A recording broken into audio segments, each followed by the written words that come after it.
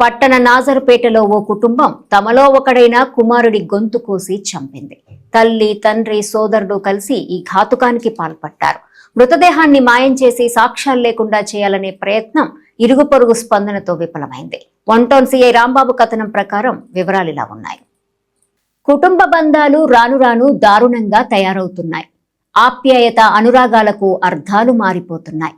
పరిష్కరించే అవకాశం ఉన్న సమస్యలపైన విచక్షణ కోల్పోతున్నారు. దారుణంగా అంతమొందిస్తున్నారు.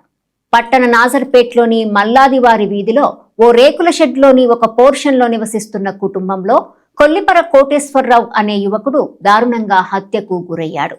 బుధవారం రాత్రి 11 గంటల ప్రాంతంలో తండ్రి భాస్కర్రావు, తల్లి విజయమ్మలు తమ పెద్ద కుమారుడు కోటేశ్వరరావును చిన్న కొడుకు మర్యాదాస్తో హత్య చేశారు.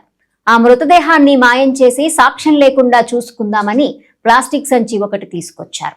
అందులో కోటేశ్వరరావు మృతదేహాన్ని చేర్చారు. బయటకు తరలించే ప్రయత్నంలో ఇరుగు పొరుగు గమనించి ఆటోను నిలువరించారు. పోలీసులకు ఫోన్ చేసి సమాచారం ఇచ్చారు.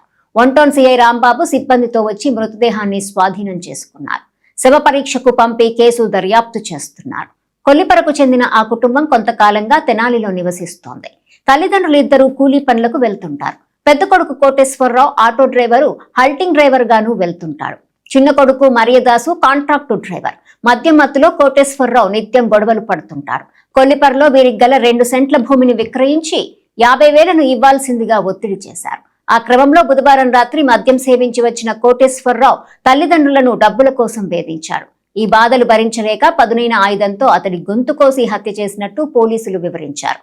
నిందితులను అదుపులోకి తీసుకుని దర్యాప్తు చేస్తున్నారు. అందరికీ నమస్కారము. తెనాలి వన్ టౌన్ పోలీస్ స్టేషన్లో నాజర్పేట ఇంద్రా టవర్స్ ఆపోజిట్లో ఉన్నటువంటి రేకుల్ షెడ్ నంబర్ 2లో నిన్న రాత్రి సుమారు 11 గంటల సమయంలో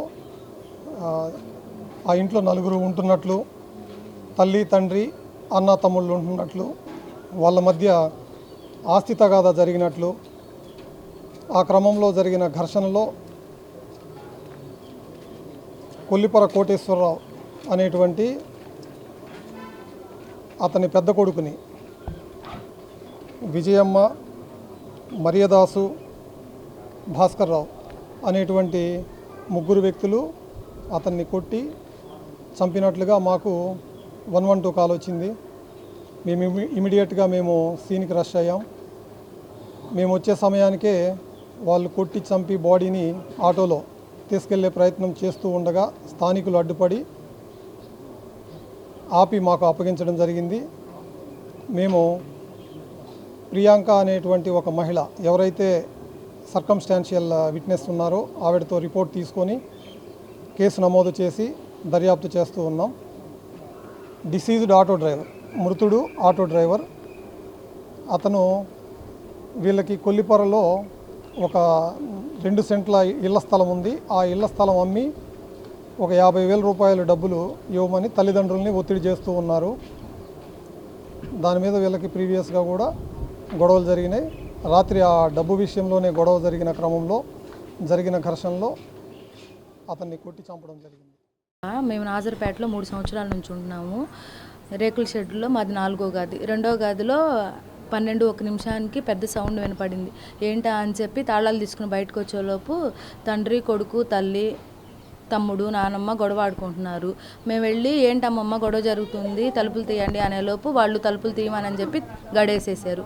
ఆ తర్వాత పెద్దగా ఆ అబ్బాయి నాన్న నన్ను చంపొద్దు, నానమ్మ నన్ను కొట్టొద్దు, నన్ను చంపొద్దు అని చెప్పి పెద్దగా అరిసాడు, గొడవ చేశాడు. 5 నిమిషాల గ్యాప్లోనే గొడవ, మాటలు అన్నీ ఆగిపోయాయి. ఇంకా గొడవ సర్దుమణిగిందిలే అనుకుని మేము సైలెంట్గా ఉన్నాం. కానీ గొడవ సర్దుమణగలేదు. మాకు అనుమానం వచ్చి 112కి కాల్ చేసాము. వెంటనే పోలీసులు వచ్చి రెస్పాండ్ అయ్యారు. తలుపులు కొట్టెళ్ళారు, తీయలేదు. తీయకుండా ఒక అరగంట, గంట గ్యాప్లో ఆ అబ్బాయి బయటకు వెళ్ళి నల్ల కవర్ ఒకటి తీసుకొచ్చి బాడీని దానిలో పెట్టుకుని ఈడ్చుకెళ్తాం చూసాం. మేము అందరం చూసి ఇక గొడవ చేసి ఆ అబ్బాయిని ఆపేసాము.